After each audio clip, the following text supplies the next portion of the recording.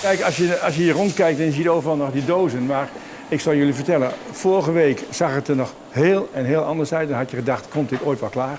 En morgen en vanavond, als het met de ondernemersatelier open gaat, dan hebben wij het zaakje prima voor elkaar. Dus we werken ons te barsten om het voor elkaar te krijgen.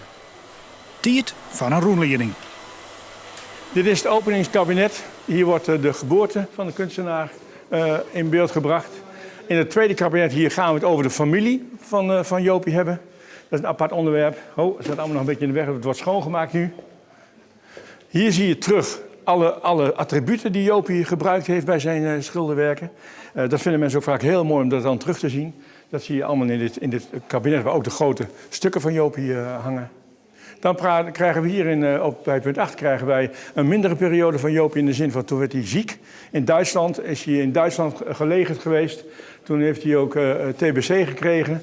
Heeft ook bij deze schilderijen verbeeld de deportatie van de Joden.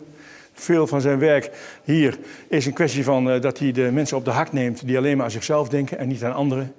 En Jopie had wel heel veel oog voor de minder bedeelden in deze samenleving. En dat zie je in zo'n schilderij heel mooi terug, dat hij daar echt wel een schurft aan had, om maar zo te zeggen.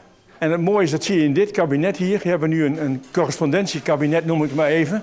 Daar zie je allemaal brieven en reacties van mensen die hem geschreven hebben. Wat wil je dan snel nou? Wat wil je oors brengen? Nou, we hebben tot nu toe Jopie zijn werk altijd naar voren gebracht. En het mooie is dat je ziet dat al zijn werk veel te maken heeft met mensen die minder bedeeld zijn. Dat zie je in de huidige samenstelling van de expositie heel mooi terug. Met beeld, met geluid, 28 quotes van Jopie die je kunt beluisteren via de podcatcher. En met brieven van mensen die Jopie adoreerden vanwege zijn levensinstelling.